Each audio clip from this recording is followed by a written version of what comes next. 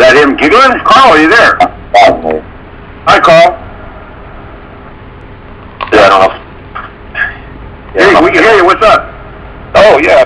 Only folks that I had an invitation from the U.S. Marshals last week. Did you know about that? No, I didn't. Yeah, I filed a lawsuit down in Alabama where, what's his name, president of Russia, Tim Turner. Yeah, the magistrate, I filed a lawsuit down there, and it's funny, the magistrate who's doing my case is also doing Tim Turner's case. Just odd coincidence that his name is Wallace Capel Jr., and he's the one who's denying everybody's rid of habeas corpus, trying to get Tim out of there. So I filed some interesting paperwork down there on my own behalf, not on Mr. President Tim Turner's behalf, but on my own behalf, because I'm suing a federal agent and a state agency down there. So obviously, you know, I'm doing the common law method, so they tried to drag me over to the complaint side of the court. They tried to drag me over to the Title 42 section of the court. And I said, no, I'll accept a Title 28 section of the court. I'll accept the 1332, which is just diversity of parties. That I'll accept, but I'm not going to file a Title 42 complaint because I'm not a public welfare. I'm not a, I'm not a, black. And it pertains to racial issues, civil rights issues. That's not my claim. So they kept forcing me into the complaint side of the court. So I told them on December 31st, you better kill my case. You better end that thing now before you interfere with my rights. And the person that I'm suing, you're going to interfere with their rights because they're going to be trying to answer a complaint when they should really be answering a claim. So they did. So they killed the case. So then I'm saying to them, okay, now that the other party didn't answer to the claim within 21 days, I want the clerk of the court to sign the paperwork, stamp it, and press it upon the record that the other side failed to appear and they failed to answer. So I got a default judgment. So they're having a little bit of an issue. So with me demanding that, so what they did is they said to the U.S. Marshal Services that I'm having inappropriate contact with the court. Yeah, because they sure don't like somebody telling them, not do your job. So the U.S. Marshals were looking for me and they couldn't find me. So I live up here in the mountains. You ain't gonna find me unless I want you to find me. Oh yeah. So they went to my sister's school. Was she? She's a school teacher. So they pulled her out of class like on a Thursday or Friday, and then they pulled her out of class again like on a Monday or Tuesday. And they're like, look, we're just going to keep pulling you out of class until somebody in your family tells us where he is. We just want to talk to him. We just want him to explain to us what's this paperwork. They're having a little bit of a, anytime they see Fremantle, Montana, common law paper coming down, they get a little nervous. So, because it's going to follow the whole game. But the Marshal Service doesn't know that. They say, look, we're just doing what the court tells us to do.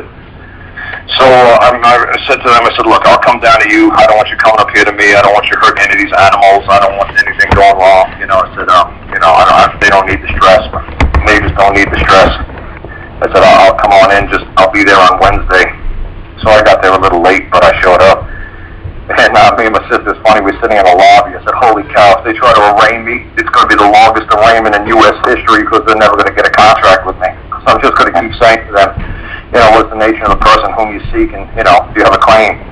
And may I settle a claim at this point? Is there an outstanding debt that's due? Oh, it's going to be ridiculous. Me and my sister were just laughing. The pity the poor arraignment guy. But I know what the code is, and I know the difference between public law and act and the code. So they say, well, you're in violation of this code. I was like, who wrote the code? They'd be like, what do you mean, who wrote the code? It's like, it was written by a publishing company called Thompson's out of Canada. They go up and they took a look at the public law that's in the Library of Congress. They unroll the parchment paper and they decipher it and they read it and they interpret it and they make U.S. code. I said, that's all a code is. It's the codification of the public law written by a Canadian publishing company. They can't be held liable if they make a mistake in the code. So you want me to answer to a code that some Canadian company interpreted as what is our true public law? May I see the public law? And they say, no, that's only available if you go to the Library of Congress. They ask them, they'll pull it out of the vault, and they'll unroll it for you. You can read it. I said, right. So nobody has a true copy of the public law on any record in this country, do they? No. Okay, well, what law did I break? Well, Code 18. Code what code? The Canadian company is interpreting the code. It's not law. It's some silly code that Thompson's, the publishing company, is interpreting for us. What we do. And if they're wrong, can I hold them liable? Well, no, they're in Canada. What are you going to go sue them in Canada? because you believed in the code. So anyway, when the marshals brought us in and brought me into the back to talk to them, they were straight up. I was waiting for about 10 guys to jump me. I was waiting. And they didn't do that. They just sat down in the room. They started talking to me. And they started to read to me what they're going to do. And it's like, well, you know, we're the Marshal Service, and we protect the courts, and we protect the judges, and we believe that you have an inappropriate. And then I started reading what he was saying. And he was like, where are you reading that from? I said, I downloaded it off your website, you know, before I got here today. And you're going to OP me now, right? He's like, well, yeah. I mean, it's like an operational procedure investigation. I said, right, you're going to OP me. So he's like, well, you already know what we can and can't do to you? I said, absolutely. I said, I don't know what you can ask, what you can't ask. I said, so far away. So he said, well, we were going to record this.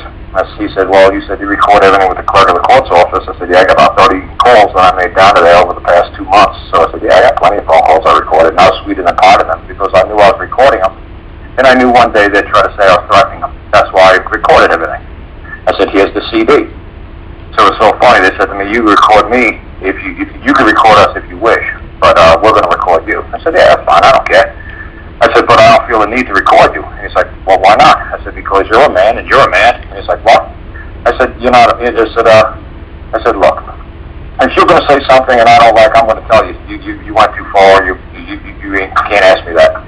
And if I say something you don't like, you know what? If you don't like it, I'm going to say it anyway. And I said, if we got to rearrange the furniture and we're going to slug it out here in this room, we're going to slug it out, man to man. I said, I'm not worried about you guys. You guys are men.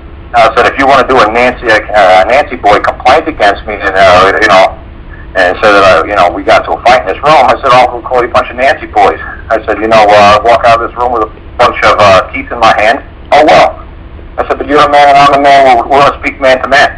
I said, if there was a woman in this room, oh, you betcha I'd be video recording this thing with about 10 video cameras because the women have a way to misconstrue and twist everything. I said, so I'm not worried about you men. So they just talked to me for a little bit more. They said, you know what? They shut the recorder off. They said, fuck tape recording you. You're all right. We like you. You know, you're straight up. I said, you're damn right I'm straight up. They said, how are you going to do this next to the court? What's the next step? I said, my next step is I want to demand the oaths of office of everybody who works in that who's touching my claim. And they're going to have to produce their oaths of office. And then I'm going to, you know, if they don't produce their oaths of office, I said, that's going to prove, beyond a shadow of a doubt, that it's a private corporation I'm dealing with called the United States. That I'm not in a federal court. They said, what makes you think you're in a federal court? I said, look at the uscourt.gov website. What does the very first sentence say? And I printed it on, nice blue ink with the eagle of the America on there, United States seal on it. I said, look, I just pulled it off the website today. It says right there, it's the first sentence, federal courts. All federal courts are Article 3 courts under the Constitution. I said, that's where I believe I'm at. Where did I find that from? Your website, the very first page, the very first sentence. What does it say? Federal courts. All federal courts are Article 3 courts under the Constitution. And I said, I'm going to hold you to it. And then I said, then now scroll down to state courts. What's the very first sentence on state courts? All state courts are common law courts. I said, I'm going to hold you to it. I said, roll down a little bit further. Again, the characteristics of a federal court. What's the characteristics of a federal court? A court of record. I'm going to hold you to it. And then I said, what's a court of record? And I said, look at Black's Law Dictionary. A court of record only